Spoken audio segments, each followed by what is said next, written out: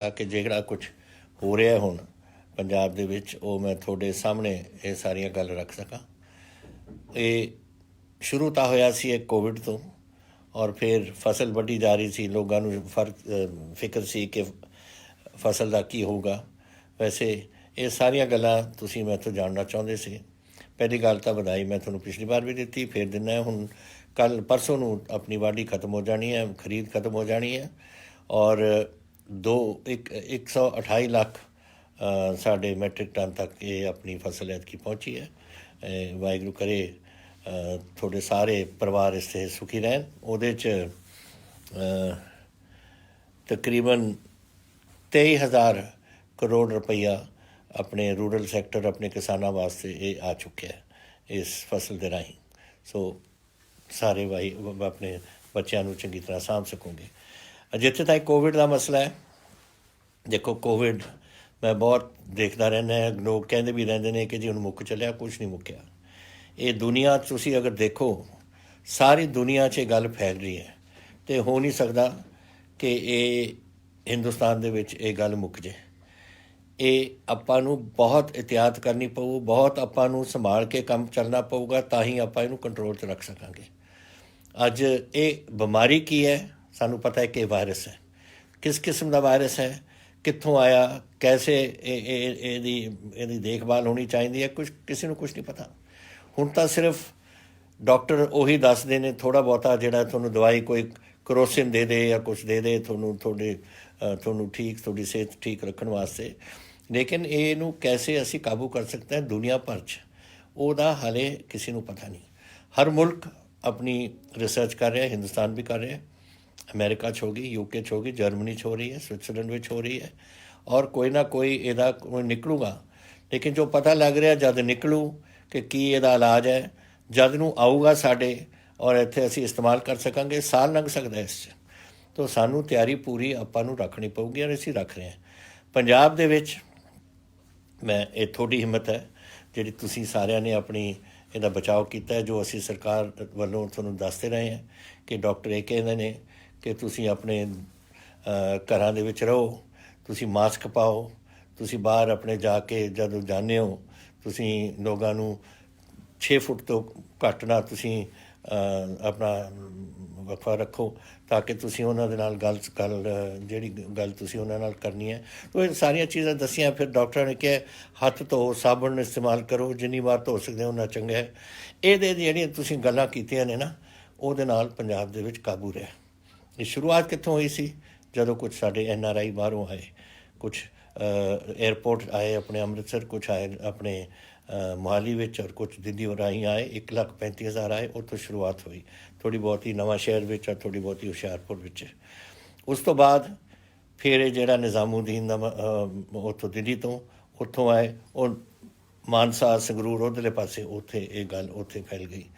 ਫਿਰ ਉਸ ਤੋਂ ਬਾਅਦ ਜਿਹੜੇ ਸਾਡੇ ਨੰਦੇੜ ਸਾਹਿਬ ਤੋਂ ਆਏ, ਔਰ ਉਹਨਾਂ ਦੇ ਨਾਲ ਹੀ ਸਾਡੇ ਕੋਲ 4,000 ਬੰਦਾ ਗਿਆ ਸੀਗਾ ਰਾਜਸਥਾਨ 'ਚ ਸਰੋਂ ਵੱਢਣ ਲਈ, ਉਹ ਜਿਹੜੇ ਵਾਪਸ ਆਏ, ਔਰ ਕੁਛ ਕੋਟਾ ਤੋਂ ਆਏ। ਇਹ ਸਾਰਿਆਂ ਦੇ ਨਾਲ ਫਿਰ ਇੱਕ ਸਪਾਈਕ ਆਈ, ਲੇਕਿਨ ਉਹ ਵੀ ਕਾਬੂ ਅਸੀਂ ਕਰ ਲਈ। ਸੋ ਬਾਹਰੋਂ ਜਿਹੜੀਆਂ ਆਈਆਂ ਨੇ ਉਹ ਕਾਬੂ ਹੋ ਗਿਆ। ਹੁਣ ਕੀ ਹੋ ਰਿਹਾ ਉਰੇ?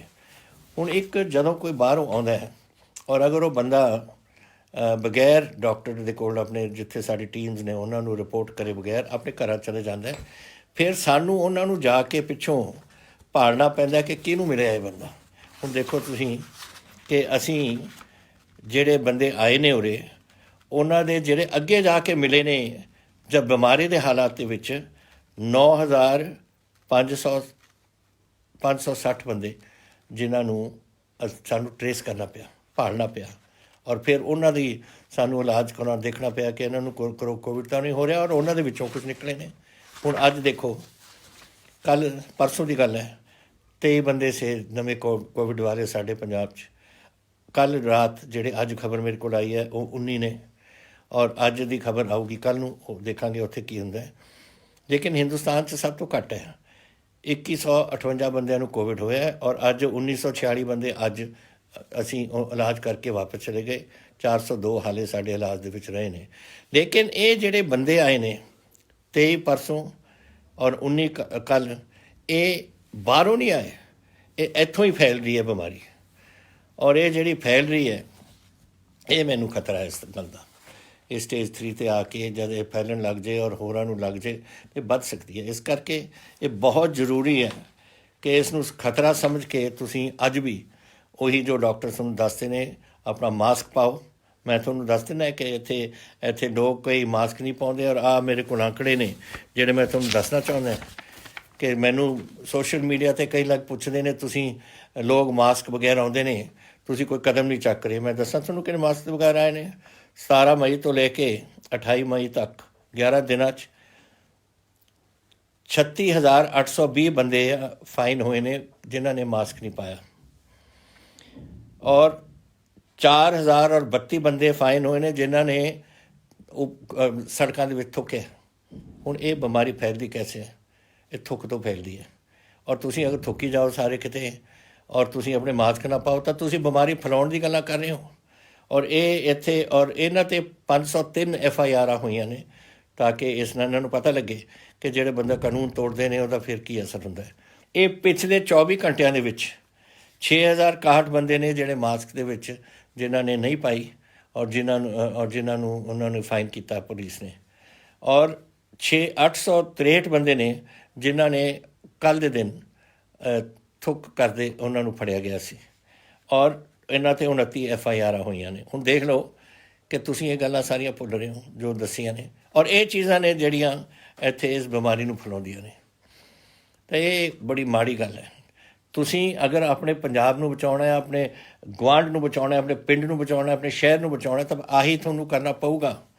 आ जिहड़ियां गल्लां तुसीं कीतियां ने बिल्कुल गलत बात है, और इन्हां नूं जिन्हां ने कीतियां ने भुगतना पऊ। हर चीज़ ते 500 रुपए का एक फाइन है, तुहानूं पता है।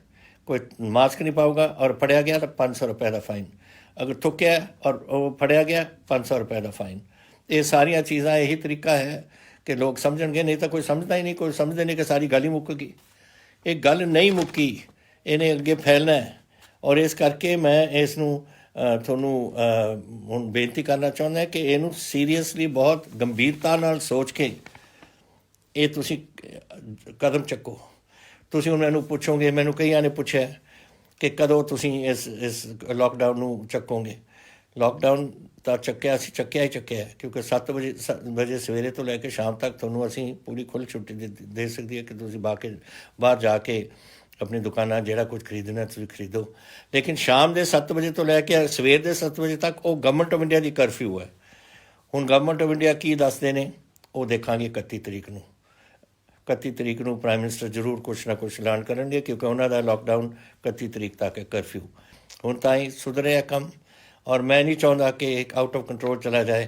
बंबई दे विच देखिया तुसीं लाखां दे बंदे उत्थे होए। अमरीका 1 लाख तो मर गए उत्थे, और पता नहीं 17 लाख ने जोड़े इस वेले कोविड के नाल ने। यूके देखो 34,000 मर गए, और पता नहीं किन्ने लखां उत्थे जर्मनी दे विच, स्विट्जरलैंड विच, सारे मुल्कां दे विच यही हो रहा है। तो असी अपने पंजाब नूं बचाया होया है, और हुण इहो जी गल ना आपां कोई कर दईए जिहदे नाल बिल्कुल आपां होर नुकसान करा लईए अपना। तो मेरी यही बेनती तुहानूं कोविड विच कुछ हुण थोड़े सवाल आए ने, वो सवाल मैं हुण थोड़े उन्हां दा जवाब देने की कोशिश करांगा।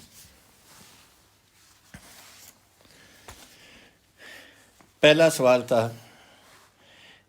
ये कि तुसी कर सकोगे, उन्होंने किसी ने पूछा है दीपांशु जी ने, कि अपनी नौकरियां आप पंजाब च बढ़ा सकीए। देखो वीरो, नौकरियां बनदियां ने कैसे? सरकारी नौकरियां होंदियां ने, पर वो तो छोड़ियां ही होंदियां ने। जिन्हें रिटायर होंदे ने उन्हें नवे बंदे आ जाते हैं, कोई नवी कोई चीज़ लग जाती है, थोड़े जे होर लग जाते हैं।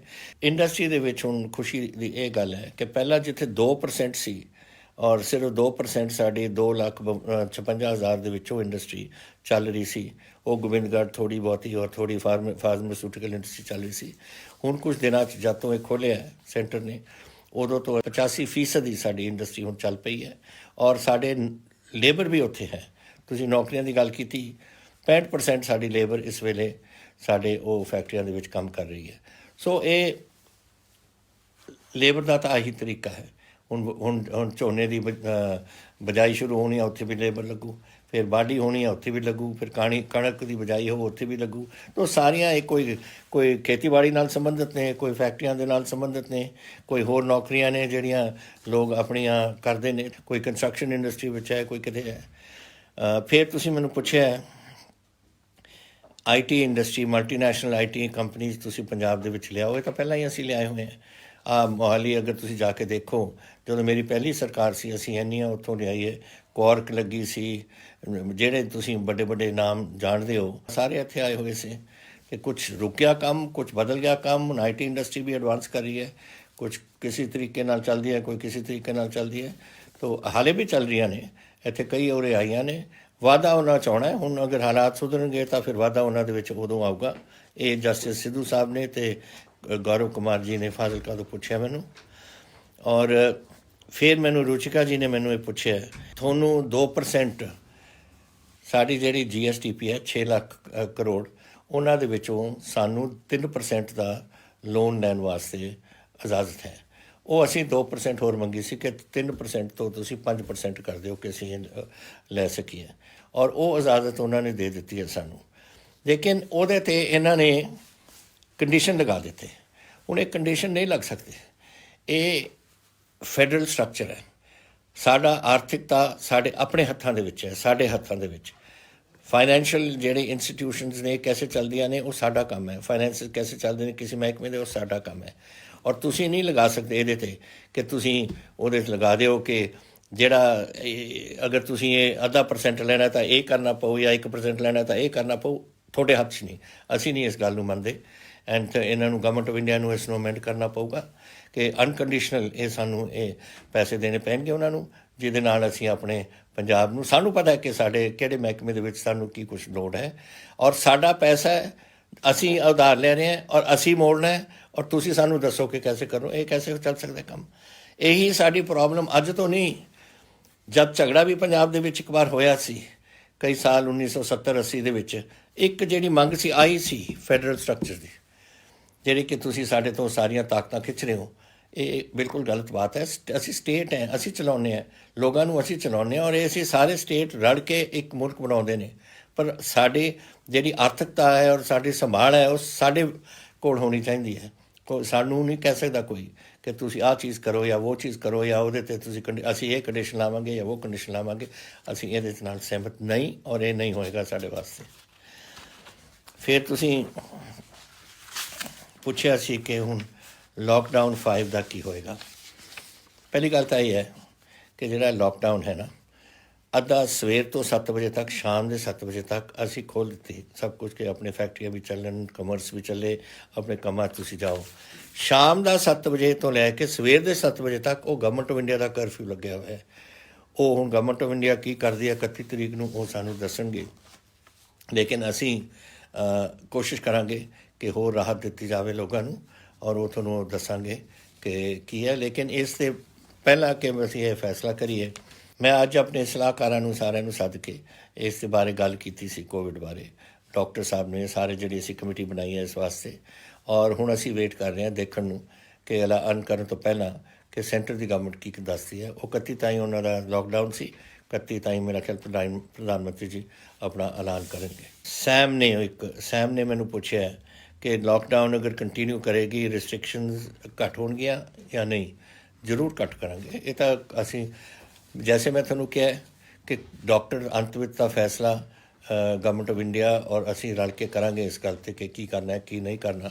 ਲੇਕਿਨ ਅੱਜ ਸਾਰੀ ਦੁਨੀਆ ਜਾ ਰਹੀ ਹੈ ਲੋਕਡਾਊਨ ਨੂੰ ਘਟਾਉਣ ਵਾਸਤੇ, ਕਿਉਂਕਿ ਅਸੀਂ ਆਰਥਿਕਤਾ ਆਪਣੇ ਮੁਲਕ ਦੀ ਔਰ ਆਪਣੇ ਸੂਬਿਆਂ ਦੀ ਕਾਇਮ ਰੱਖਣੀ ਹੈ। ਔਰ ਇਸ ਲਈ ਸਾਨੂੰ ਕੋਈ ਲੋਕਡਾਊਨ ਦੇ ਵਿੱਚ ਕੁਝ ਜਿਹੜਾ ਕੁਝ ਵੀ ਅਸੀਂ ਕਰ ਸਕਦੇ ਹਾਂ ਉਹ ਅਸੀਂ ਤੁਹਾਡੇ ਫਾਇਦੇ ਵਾਸਤੇ ਅਸੀਂ ਕਰਾਂਗੇ ਇਸ ਨੂੰ।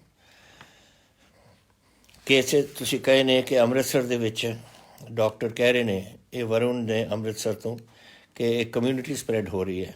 ਇਹੀ ਮੈਂ ਹੁਣੀ ਗੱਲ ਕਰਕੇ ਹਟਿਆ। ਔਰ ਮੈਂ ਤੁਹਾਨੂੰ ਆਪਣੇ ਅੰਮ੍ਰਿਤਸਰ ਦਾ ਹੀ ਦੱਸ ਦਿੰਦਾ ਤੁਹਾਡੇ ਆંકੜੇ ਕੀ ਨੇ। ਆ ਲਓ, ਤੁਹਾਡੇ ਅੰਮ੍ਰਿਤਸਰ ਦੇ ਵਿੱਚ ਕੱਲ੍ਹ ਦੇ ਦਿਨ 7 ਕੇਸ ਨਵੇਂ ਆਏ ਨੇ। ਉਹ 7 ਕੇਸ ਇੱਕ ਨਵਾਂ ਕੇਸ ਹੈ ਜਿਹੜਾ ਕਿਤੋਂ ਬਾਹਰੋਂ ਆਇਆ, ਔਰ 6 ਕਹੇ ਜਿਹੇ ਕੇਸ ਨੇ ਜੋ ਕੰਟੈਕਟ ਕੇਸ ਨੇ ਇੱਕ ਦੂਜੇ ਨੂੰ ਮਿਲ ਕੇ।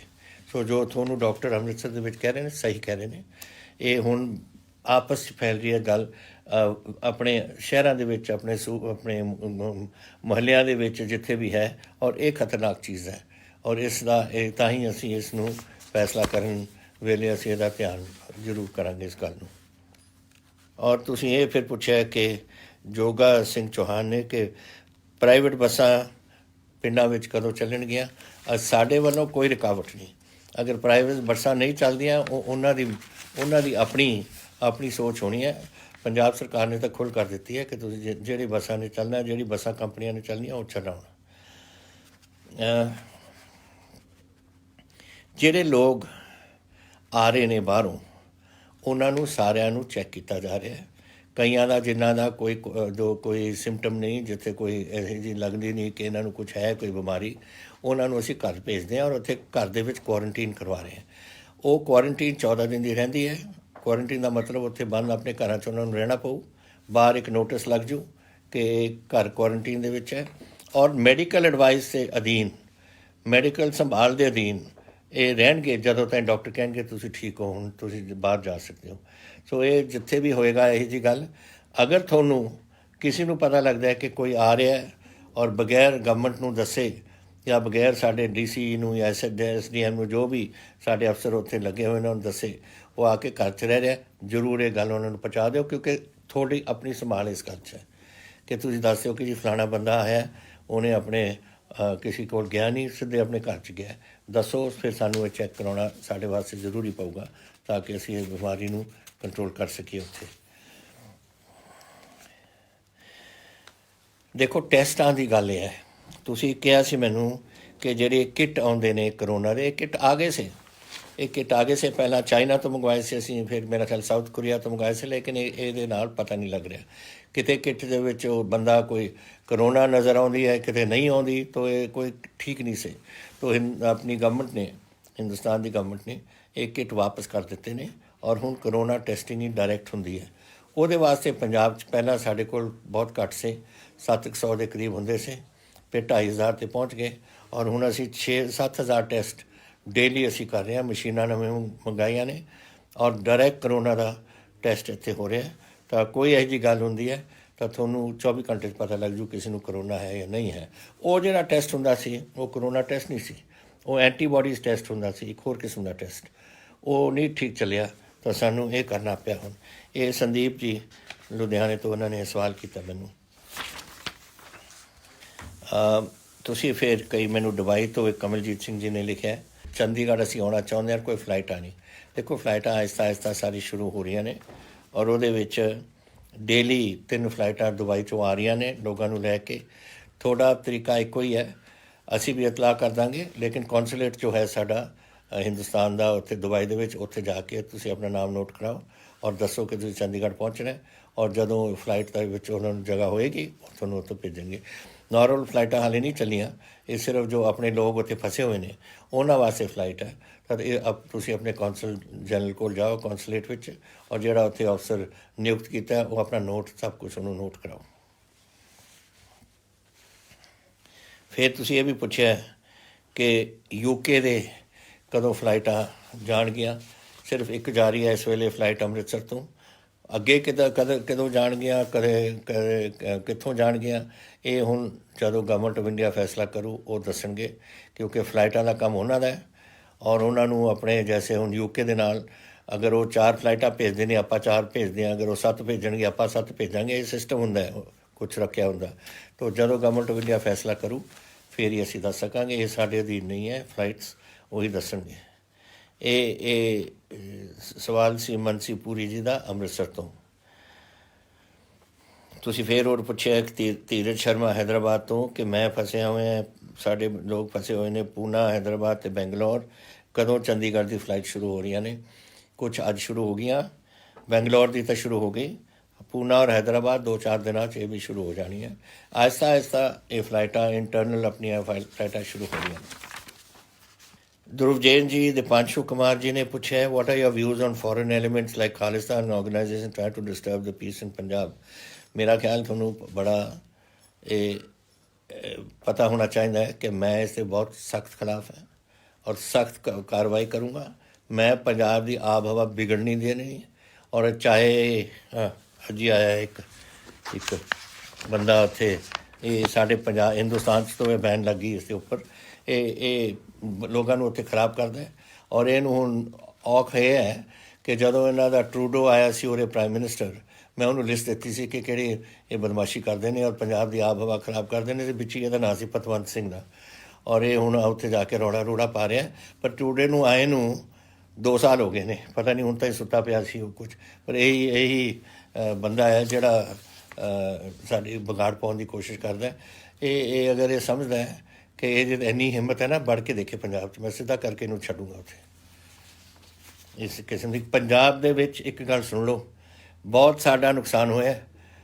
14 साल असीं इत्थे भुगते हैं। पता नहीं किन्ने लोग मरे ने किन्ना इत्थे नुकसान आर्थिक तौर पर होया किन्ने पुलिस वाले मरे ने किन्ने आम जनता मरी है।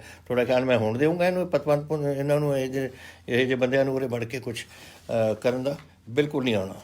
कोई इत्थे गड़बड़ करने की कोशिश करे चाहे पाकिस्तान करे चाहे ये करन चाहे ये लोग हुण अपने आप कोशिश गुंडागर्दी जो इत्थे करदे ने सारिਆਂ ਨੂੰ ਅਸੀਂ चंगी तरह इन्हों अंदर सीधा करांगे। ये समझ लैन इन्हों के टैररिस्ट मॉड्यूल्स मैं बहुत तोड़ चुके हो रहे 32 के करीब असी टैररिस्ट मॉड्यूल चुके ने कोई 200 के करीब तो इन्हों के हथियार फड़े ने असी और सारे फड़ के असी सीधा कर रहे हैं। ऐसी यही जी कोई गल नहीं। ये ना समझण इत्थे कि पंजाब इत्थे आके तुसीं जो जी करदा तुसीं करी चलो। असी सारी साड़ी सिक्योरिटी सर्विसेज तैयार बैठिया ने बॉर्डर पर बैठी है BSF वो मगर असी बैठे और साढ़े मगर बैठी है फौज। हुण गड़बड़ करा के दिखाउण मैनूं बिल्कुल सीधा करांगे इन्हां नूं। तुसीं फिर मैनूं ये कहा कि कई सब्जियां मंडियां दे विच क्वारंटीन वगैरह का की कर उत्थे ट्रैफिक कंट्रोल नहीं है। वो मैं पुलिस वालियां नूं दस रहे कि सब्जी मंडियां दे विच जिथे जोर हुंदा सवेर दे वेले वो ध्यान रखण ताकि उत्थे सोशल डिस्टेंसिंग का प्रबंध हो सके। स्पूरीअस लिकर एल्कोहल पंजाब दे विच मैन्युफैक्चरिंग का ये हुंदा है हर वेले जब कदे बैन लग जाता है ना चाहे अमरीका का इतिहास देख लो या किसी का भी देख लो उदों लोग एक गड़बड़ करन दी कोशिश करते हैं। हुण जब साडा बैन लग गया सी कि लिकर की सेल नहीं होनी लिकर फैक्ट्रियां नहीं चल सकदियां आ है थोड़ा आंकड़े देख लो पंजाब की हो रहा सी कि असी इलिसिट लिकर 17/5 तो लैके 25/5 तक असी FIR 1729 कीतियां ने। जेड़े बंदे पकड़े गए ने अरेस्ट हुए ने और अंदर जेल च ने 1360 और जिन्नी इलिसिट लिकर है जो देसी लिकर बनाते ने 16,583 लीटर ये असी पकड़े। जेड़े आम विस्कियां वुस्कियां बनदियां ने पता नहीं असली है या ये भर के अंदर भर देंदे ने वो 62,477 लीटर असी ये फड़ी है। और लाहण किलोआं दे विच 4,71,371 आ तां तुसीं इत्थे करदे हो। और जेड़े पुलिस ने देखिया जिते भट्ठियां दे विच अपने बनाई जाते हैं शराब वो 97 भट्ठे जे इन्होंने फड़ के उत्थे उठ के तो इस किस्म का तो थोड़ा कम हो रहा है। जदों ये हुंदा उदों जदों कोई ये गल होए हुण ये बिल्कुल सख्ती नाल असीं लगे हुए हैं। और मैं तुहानूं पूरा भरोसा दिंदा कि इत्थे कोई इहो जी गल नहीं होनी। ये गल जरूर है कि बाहरले सूबे तो इत्थे आउण दी कोशिश हुंदी है क्योंकि पंजाब की शराब महंगी है कुछ तो हिमाचल तो चंडीगढ़ तो हरियाणा तो राजस्थान तो कदे कदे उधरों आ जाती है। असी हुण उत्थे बहुत सख्ती कर रहे हैं। कोई इहो जिहा स्मगल करने की कोशिश करूँ वो फिर असी बड़ी सख्ती नाल उन्हां दे नाल बर्ताव करांगे। सदर जी ने कलकत्ते तो कि what will you say about stand of between India and China जो चीन और हिंदुस्तान दे नाल उपरले पासे उन्होंने उधर फिक्र है क्योंकि उधर अरुणाचल दे विच कुछ हो रहा है और सानू इधर फिक्र है क्योंकि इधर साढ़े कश्मीर के कोल अक्साई चीन वगैरह विच हो रहा है। एक गल ये देख लो अज असी किसी दुनिया देश के नाल कोई लड़ाई नहीं चाहते। असी चाहते हैं कि अपने हालात सुधरन और आपां अपने काम करिए वो अपना काम करन। लेकिन अगर ये जी गल्लां करते हैं जिथे असी बना रहे अपनी पोंगोंग सो दे कोल ਅਪ ਚਸ਼ੂਲ ਦੇ ਕੋਲ ਅਸੀਂ ਬਣਾਉਂਦੇ ਹਾਂ ਆਪਣੀ ਇੱਕ ਸੜਕ। ਉਹਨਾਂ ਨੂੰ ਕੀ ਤਕਲੀਫ ਹੈ ਇਸ ਕੰਮ 'ਚ? ਜਦੋਂ ਉਹਨਾਂ ਨੇ ਸਾਡੇ ਏਰੀਆ 'ਚ ਅਕਸਾਈ ਚਿੰਨ ਦੇ ਵਿੱਚ ਇਹ ਸਭ ਕੁਝ ਸਾਂਭੀ ਬੈਠੇ ਨੇ ਔਰ ਸੜਕਾਂ ਬਣਾ ਰਹੇ ਨੇ, ਸਾਡੀ ਏਰੀਆ 'ਚ ਉਹ ਬਣਾ ਰਹੇ ਨੇ। ਉਹ ਅਸੀਂ ਉਹਨਾਂ ਨੂੰ ਕਹਿੰਦੇ ਰਹਿੰਦੇ ਹਾਂ, ਉਹ ਕੁਝ ਸੁਣਦੇ ਨਹੀਂ। ਲੇਕਿਨ ਅਸੀਂ ਇੱਕ ਸੜਕ ਬਣਾਉਂਦੇ ਹਾਂ, ਉਹਨਾਂ ਨੂੰ ਤਕਲੀਫ ਹੋ ਰਹੀ ਹੈ ਕੋਈ ਕਿਸਮ ਦੀ। ਤੋ ਆਪਾਂ जैसे अगर डिप्लोमैटिक तरीके नाल ਇਹਦਾ ਕੋਈ समझौता हो सकता तो बड़ी अच्छी गल है, हो जाए। ਅਸੀਂ नहीं चाहते कि झगड़ा होए, लेकिन ਆਪਾਂ पिठ भी नहीं दिखानी। और ये चीनिया ਨੂੰ पता होना चाहिए कि एक बार हो गया सो हो गया। 1962 हिंदुस्तान की फौज ਹੁਣ बिल्कुल तैयार बैठी है, तो ये साढ़े नाल पंगा ना लो। लेकिन जैसे मैंने कहा ਅਸੀਂ जंग नहीं चाहते, लेकिन अगर अं करते रहे फिर साढ़े कोल कोई होर चारा नहीं रहना। इस करके तुसी भी सुधरो और तुसी सुधर के साढ़े नाल गलबात करो और ਇਹਦਾ हल ਕੱਢੀਏ ਆਪਾਂ कुछ। ਇਹ ਹੁਣ ਬੜੀ ਗੱਲ ਤੁਸੀਂ ਪੁੱਛੀ ਹੈ ਮੈਨੂੰ ਗਗਨਦੀਪ ਜੀ ਹੁਸ਼ਿਆਰਪੁਰ ਨਾਲ ਕਿ ਅਕਾਲੀ ਦਲ ਕਹਿੰਦਾ ਕਿ ਅਸੀਂ ਬਿਜਲੀ ਪਾਣੀ ਤੇ ਦੀ ਮੋਟਰਾਂ 'ਤੇ ਬਿੱਲ ਲਾਵਾਂਗੇ। ਇਹ ਅਕਾਲੀ ਦਲ ਦੀ ਆਦਤ ਹੀ ਹੈ ਝੂਠ ਬੋਲਣ ਦੀ। ਜਦ ਤੋਂ ਪਿਛਲੀ ਸਰਕਾਰ ਸੀ ਮੇਰੇ, ਉਦੋਂ ਵੀ ਇਹਨਾਂ ਨੇ ਕਰਤੀ ਕਿ ਜੀ ਕਾਂਗਰਸ ਨੇ ਤਾਂ ਬਿੱਲ ਲਾ ਦੇਣੇ ਨੇ। ਹੁਣ 3 ਸਾਲ ਸਾਨੂੰ ਹੋ ਗਏ, ਹੁਣ ਰੋਜ਼ ਹੀ ਕਹੀ ਜਾਂਦੇ ਨੇ ਬਿੱਲ ਆਉਣਗੇ ਜੀ, ਬਿੱਲ ਆਉਣਗੇ ਜੀ। ਅਸੀਂ ਕਿਉਂ ਬਿੱਲ ਆਏ? ਅਸੀਂ ਕਮਲੇ ਆ ਕੋਈ ਕਿ ਬਿੱਲ ਲਾ ਦੀਏ ਆਪਣੇ ਕਿਸਾਨਾਂ ਦੇ ਉੱਪਰ, ਜਦੋਂ ਸਾਨੂੰ ਪਤਾ ਹੈ ਕਿ ਹਾਲਾਤ ਕੀ ਇੱਥੇ ਬਣੇ ਹੋਏ ਨੇ। ਇਹ ਬਿਲਕੁਲ ਕੋਈ ਬਿੱਲ ਨਹੀਂ ਸਾਡਾ ਪੰਜਾਬ ਦੇ ਉੱਪਰ ਕਿਸੇ ਕਿਸਾਨ ਦੇ ਉੱਪਰ ਲੱਗਣਾ, ਕੋਈ ਟਿਊਬਵੈੱਲ ਦੇ ਉੱਪਰ ਨਹੀਂ ਲੱਗਣਾ। ਇਹਨਾਂ ਨੂੰ ਆਦਤ ਹੈ ਬੋਲਣ ਦੀ, ਤੁਸੀਂ ਇਹਨਾਂ ਦੀ ਆਦਤ ਵਿੱਚ ਨਾ ਪਾਓ। ਇਹਨਾਂ ਸੁਣਦੇ ਰਹੋ ਔਰ ਉਹਨਾਂ ਨੂੰ ਕਹਿ ਦਿਓ ਕਿ ਤੁਸੀਂ ਝੂਠ ਬੋਲ ਰਹੇ ਹੋ। ਮੈਂ ਬੈਠਿਆ ਉਰੇ ਦੇਖਾਂਗੇ ਕੌਣ ਬਿੱਲ ਇੱਥੇ ਲਾਉਂਦਾ। ਔਰ ਇਹ ਗੱਲਾਂ ਬਿਲਕੁਲ ਸਾਨੂੰ ਨਹੀਂ ਪਤਾ ਕਿ ਸਾਡੀ ਕਿਸਾਨੀ ਕਿਸ ਗਰੀਬੀ ਦੇ ਵਿੱਚ ਬੈਠੀ ਹੈ। ਸਾਡੇ ਤਕਰੀਬਨ 70% ਦੇ ਕੋਲ ਸਾਡੇ 5 ਕਿੱਲੇ ਤੋਂ ਘੱਟ ਦੇ ਮਾਲਕ ਨੇ, ਮਸਾਂ ਆਪਣੀ ਰੋਟੀ ਖਾਂਦੇ ਨੇ, ਬੱਚਿਆਂ ਨੂੰ ਰੋਟੀ ਖਵਾਉਂਦੇ ਨੇ। ਉਹਨਾਂ 'ਤੇ ਹੁਣ ਕੈਸੇ ਅਸੀਂ ਬਿੱਲ ਲਾ ਦਈਏ? ਤੋ ਇਹਨਾਂ ਗੱਲਾਂ 'ਤੇ ਤੁਸੀਂ ਨਾ ਹੋ। ਇਹ ਜ਼ਰੂਰ ਹੈ ਕਿ ਅਸੀਂ ਜਿਹੜੀ ਇਹ ਗਵਰਨਮੈਂਟ ਆਫ ਇੰਡੀਆ ਨੇ ਕੰਡੀਸ਼ਨ ਲਾਇਆ ਜਿਹੜਾ ਲੋਨ ਦੇਣ ਦਾ ਕਿ ਇਹ ਜਿਹੇ ਕੁਝ ਬਿੱਲ ਕਰਨੇ ਚਾਹੀਦੇ ਨੇ, ਤਾਂ ਪਰ ਉਹ ਸਾਡੀ ਮਰਜ਼ੀ, ਅਸੀਂ ਲਾਈਏ ਅਸੀਂ ਨਾ ਲਾਈਏ। ਜਿੱਥੇ ਤਾਈਂ ਸਵਾਲ ਕਰਨ ਦੀ ਗੱਲ ਹੈ ਤੁਸੀਂ ਉਹਨੂੰ ਕਰੋ, ਉਹਨਾਂ ਨੂੰ ਕਰੋ ਕਿ ਤੁਸੀਂ ਆਪਣੇ ਵਜ਼ੀਰ ਬਿਠਾਏ ਹੋਏ ਨੇ ਉੱਥੇ ਦਿੱਲੀ ਦੀ ਸਰਕਾਰ ਵਿੱਚ, ਜਿਹੜਾ ਫੈਸਲਾ ਕਰਦੀ ਹੈ ਕਿ ਇੱਥੇ ਬਿੱਲ ਲਾਓ। ਔਰ ਕਿਆ ਕਰ ਰਹੀ ਹੈ ਹਰਸਿਮਰਤ ਕੌਰ? ਕਿਉਂ ਬੈਠੀ ਹੈ ਉੱਥੇ? ਉਹ ਕਿਉਂ ਨਹੀਂ ਬੋਲਦੀ ਕੈਬਨਿਟ ਦੇ ਵਿੱਚ? ਉਹ ਕਿਉਂ ਨਹੀਂ ਕਹਿੰਦੀ ਕਿ ਅਸੀਂ ਬਿੱਲ ਨਹੀਂ ਅਸੀਂ ਲਗਵਾਉਣ ਦੇਵਾਂਗੇ? ਉਹ ਤਾਂ ਕਹਿਣਾ ਨਹੀਂ। ਜਿਹੜੀ ਅਸੀਂ ਨਹੀਂ ਕਰਨ ਲੱਗੇ ਉਹ ਕਹਿਣਾ ਜੀ ਕਾਂਗਰਸ ਪਾਰਟੀ ਲਾਊਗੀ ਜੀ ਬਿੱਲ। ਤੋ ਇਹ ਜਿਹੜੀਆਂ ਗੱਲਾਂ ਸੈਂਟਰ ਦੀਆਂ ਇਹ ਜਿਹੀ ਚੀਜ਼ਾਂ ਨੇ, ਇਹ ਲੋਕਾਂ ਨੂੰ ਤੁਸੀਂ ਸਦਾ ਵਾਸਤੇ ਗੁੰਮਰਾਹ ਨਹੀਂ ਕਰ ਸਕਦੇ। ਇੱਕ ਵਾਰ ਕਰ ਲਓ, 2 ਵਾਰ ਕਰ ਲਓ, ਸਦਾ ਹੀ ਗੁੰਮਰਾਹ ਕਰਨ ਦੀ ਕੋਸ਼ਿਸ਼ ਕਰੀ ਜਾਂਦੇ ਨੇ। ਸੋ ਇਹ ਗੱਲਾਂ ਤੁਸੀਂ ਛੱਡੋ, ਕੋਈ ਬਿੱਲ ਨਹੀਂ ਲੱਗੇਗਾ। ਔਰ ਇੱਥੇ ਅਸੀਂ ਬਿਲਕੁਲ ਆਪਣਾ ਜੈਸੇ ਪਹਿਲਾਂ ਚੱਲ ਰਿਹਾ ਐਂ ਹੀ ਚੱਲੂਗਾ ਕੰਮ।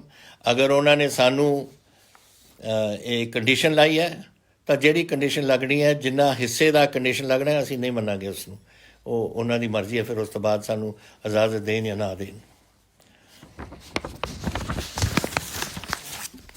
ਟਿੱਡੀਆਂ ਦਾ ਜਿਹੜਾ ਕੰਮ ਹੈ ਮਸਲਾ ਤੁਸੀਂ ਮੈਨੂੰ ਪੁੱਛਿਆ ਹੈ, ਵਿਕਰਮ ਸਿੱਧੂ, ਰਜੌੜਾ ਗੌਰਵ ਅਤੇ ਵਿਭੂਤੀ ਭੂਸ਼ਣ ਨੇ ਕਿ ਇਹ ਟਿੱਡੀਆਂ ਦੇ ਉੱਪਰ ਤੁਸੀਂ ਕੀ ਕਰ ਰਹੇ ਹੋ। ਦੇਖੋ ਇਹ ਟਿੱਡੀਆਂ ਦਾ ਬਹੁਤ ਬੜਾ ਹੈ। ਬਲੂਚਿਸਤਾਨ ਦੇ ਵਿੱਚ ਇਹਨਾਂ ਨੇ ਜਨਮ ਲਿੱਤਾ ਔਰ ਉੱਧਰੋਂ ਇੱਧਰ ਨੂੰ ਆ ਗਏ।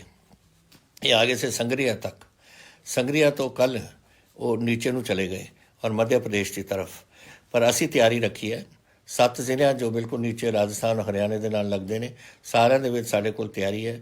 ਦਵਾਈਆਂ ਛਿੜਕਾਉਣ ਵਾਲੀਆਂ ਮਸ਼ੀਨਾਂ ਸਭ ਕੁਝ ਤਿਆਰ ਪਿਆ। ਅਗਰ ਬਾਈ ਚਾਂਸ ਆ ਜਾਣ ਅਸੀਂ ਕਾਬੂ ਕਰਾਂਗੇ। ਲੇਕਿਨ ਇਸ ਵੇਲੇ ਵਾਹਿਗੁਰੂ ਦੀ ਕਿਰਪਾ ਨਾਲ ਆਪਣੇ ਵੱਲ ਨਹੀਂ ਆ ਰਹੇ, ਉੱਧਰ ਨੂੰ ਜਾ ਰਹੇ ਨੇ ਅਤੇ ਉਹਨਾਂ ਦੇ ਜਿਹੜੇ ਸੂਬੇ ਨੇ ਉਹ ਆਪਣਾ ਪ੍ਰਬੰਧ ਉੱਥੇ ਕਰ ਰਹੇ ਨੇ ਇਸ ਦਾ।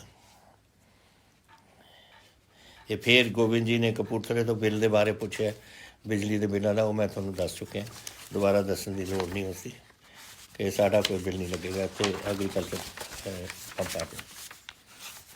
ਤੁਸੀਂ ਇੱਥੋਂ ਜਵਾਹਰਪੁਰ, ਇੱਥੇ ਸਾਡੇ ਗੁਆਂਢੀ ਹੋ ਤੁਸੀਂ, ਪਿੰਡ ਗਵਾਰਪੁਰ ਆਪਣੇ ਮੋਹਾਲੀ ਦੇ ਵਿੱਚ ਹੀ ਡੇਰਾ ਬੱਸੀ ਦੇ ਏਰੀਆ 'ਚ। ਔਰ ਤੁਸੀਂ ਮੈਨੂੰ ਕਿਹਾ ਕਿ ਸਾਡੇ 50 ਕੇਸ ਸਾਡੇ ਹੋ ਚੁੱਕੇ ਨੇ, ਬਟ ਵਾਹਿਗੁਰੂ ਦੀ ਕਿਰਪਾ ਨਾਲ ਸਾਰੇ ਠੀਕ ਨੇ। ਇਹ ਵੀ ਤੁਸੀਂ ਕਿਹਾ ਕਿ आप लोगों को बोलो कि कोरोना से डरे मत, सरकार की जो हदायतें हैं उस पर पालन करो। वो कहते ने कि डरो नहीं, मैनू हो चुकिया, मैं ठीक हो गया, पर करो तुसीं ਉਹੀ ਗੱਲਾਂ ਜੋ ਸਰਕਾਰ ਕਹਿੰਦੀਆਂ ਨੇ, सोशल डिस्टेंसिंग, हत्थ धोना जो डॉक्टर वगैरह कहते हैं, एक कुलविंदर सैनी है डेरा बसी तो, एक होर आई है उन्होंने तो ही इतों ही जसप्रीत भारद्वाज जी। मैं एक कैमिस्ट्री का लैक्चरर है, कैमिस्ट्री में पढ़ाना है, मैं ऑनलाइन क्लासे लैना है। मैं बड़ा खुश है जेडे तुसी कदम उठाए ने ते असी सारे बिल्कुल ठीक है। साढ़े जेडे जिन्होंने हो गया सी कोरे ठीक हो गए। तुसी फिर ये पूछा मैनू कि कदों ये पूछा मैनू मानिक ने नीरज शर्मा, चेतन शर्मा जलंधर और करण नागरा और प्रभजोत सिंह के 10वीं दे डिकलेयर कदों करोगे। डिकलेयर तो असी कर ही देते कि ना 5वीं ना 8वीं ना 10वीं दे कोई थोनू इम्तिहान करने की लोड़ नहीं। जो थोड़े सर्टिफिकेट है वो सर्टिफिकेट थोनू बन के साड़ी डिपार्टमेंट ऑफ एजुकेशन देख लेगी कि थोनू ये पहुँच जा। फिर तुसी एक कुलदीप कौर जी ने लुधियाने कहा है कि कुछ स्कूल खुलन लग गए ने, ये बिल्कुल नहीं खुलणगे। जो हुक्म है सरकार का मनणगे इस स्कूल। और मैं डिप्टी कमिश्नर को सुनेहा भेज रहा कि चैक करन, खास करके लुधियाने जितों तुसीं पुछया कि किहड़े स्कूल खुले ने, इन्हां ते फाइन करांगे असीं नहीं असीं होण देना।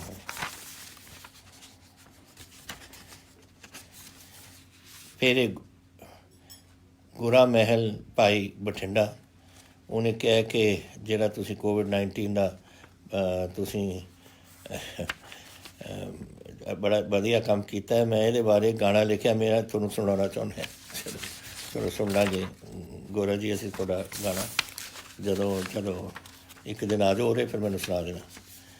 और लेबर रिफॉर्म सी जिहड़ी तुसीं मैनूं पुछया इत्थे कि लेबर रिफॉर्म्स का एनी प्लान, कोई कदम तुसीं चक रहे हो पंजाब दे विच। देखो लेबर एक जिहड़ी वधिया इकोनॉमी चल रही है, आर्थिकता चल रही है और वाइबरेंट इकोनॉमी होवे, बड़ी तगड़े तरीके नाल ये वधदी होवे, तो लेबर का जिहड़ा भी उन्होंने दुख है वो साडा दूर करना साडा काम है। एंड ये ताकि कानून भी चले और लेबर भी खुश रहे। ये दोनों चीज़ां असी अगर कोई यही जी गल हुंदी है सानू दसो, असी जरूर इसदा कोई हल कढांगे। ना इंडस्ट्री चल सकती है लेबर बगैर, और ना लेबर दे कोई नौकरियां मिलनियां या साधन बननगे जब तक इंडस्ट्री ना होए। तो थोनू दोनों एक भाई भैन के तरीके नाल या भाई भाई के तरीके नाल थोनू चलना पऊ। पंजाब एक सूबा है जिथे वधिया तरीके नाल इत्थे चलदा रहा और अहीं चलना चाहिए। एक भाई भाई दे एक तरीके नाल उही थोड़ा कदम आपां नूं अपने पंजाब दे विच रखना पऊ।